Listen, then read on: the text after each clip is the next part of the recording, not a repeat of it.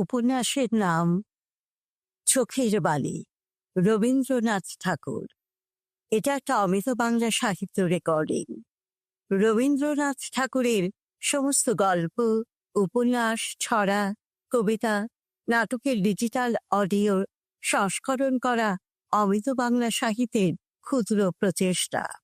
অমৃত বাংলা সাহিত্যের সমস্ত content public ডোমেইনের অন্তর্ভুক্ত।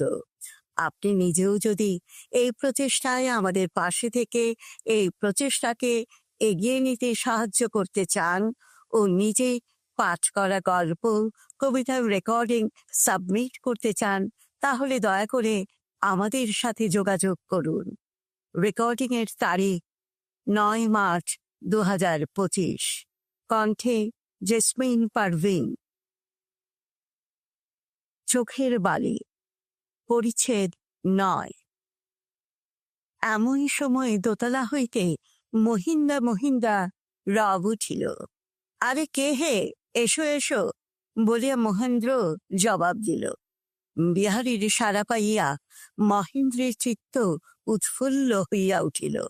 বিবাহের পর বিহারী মাঝে মাঝে তাহাদের সুখের বাধা স্বরূপ আসিয়াছে। আজ সেই বাধাই সুখের পক্ষে একান্ত প্রয়োজনীয় বলিয়া বোধ হইল। আশা ও বিহারীর আগমনে আরাম বোধ করিল। মাথায় কাপড় দিয়া সে তাড়াতাড়ি উঠিয়া পড়িল। দেখিয়া মহেন্দ্র কহিল, যাও কোথায়? আর তো কেহ নয়, বিহারী আসিতেছে। আশা কহিল, ঠাকুরপুর জল খাবারের বন্দোবস্ত করিয়া দিইগে। একটা কিছু কর্ম করিবার উপলক্ষ আসিয়া উপস্থিত হওয়াতে আশার অবসাদ কতকটা লঘু হইয়া গেল। আশা শাশুড়ির সংবাদ জানিবার জন্য মাথায় কাপড় দিয়া দাঁড়াইয়া রহিল। বিহারীর সহিত এখনো সে কথা কয় না।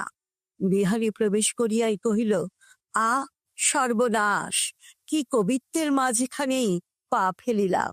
ভয় লাই বৌঠান, তুমি বসো, আমি পালাই। আশা মহেন্দ্রের মুখে চাহিল। মহেন্দ্র জিজ্ঞাসা করিল, বিহারী, মার কি খবর? বিহারী কহিল, মা খুড়ির কথা আজ কেন ভাই, সে ঢের সময় আছে। Such a night was not made for sleep, nor for mothers and aunts. বলিয়া বিহারী ফিরিতে উদ্যত হইল। মহেন্দ্র তাহাকে জোর করিয়া টানিয়া আনিয়া বসাইল। বিহারী কহিল, বৌঠান, দেখো আমার অপরাধ নাই, আমাকে জোর করিয়া আনিল, পাপ করিল মহিন্দা, তাহার অভিশাপটা আমার উপরে যেন না পড়ে। কোনো জবাব দিতে পারে নাই বলিয়াই এই সব কথায় আশা অত্যন্ত বিরক্ত হয়।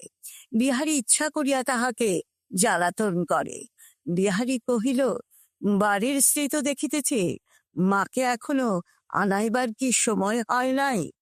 মহেন্দ্র কহিল, বিলক্ষণ, আমরা তো তার জন্যই অপেক্ষা করিয়া আছি।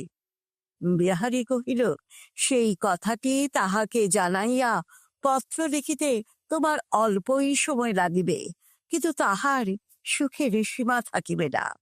বৌঠান, মহিন্দাকে সেই 2 মিনিট ছুটি দিতে হইবে। তোমার কাছে আমার এই আবেদন। আশা রাগিয়া চলিয়া গেল। তাহার চোখ দিয়া জল পড়িতে লাগিল। মহেন্দ্র কহিল, কি শুভক্ষণেই যে তোমাদের দেখা হইয়াছিল, কিছুতেই সন্ধি হইল না, কেবলই ঠুকঠাক চলিতেছে।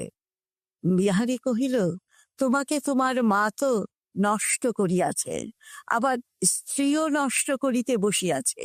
সেইটে দেখিতে পারি না বলিয়াই সময় পাইলে 2-1 কথা বলি। মহেন্দ্র, তাহাতে ফল কি হয়?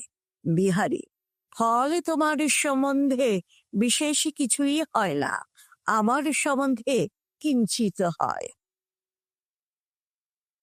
শেষ হলো চোখের বালি উপন্যাসের পরিচ্ছেদ 9।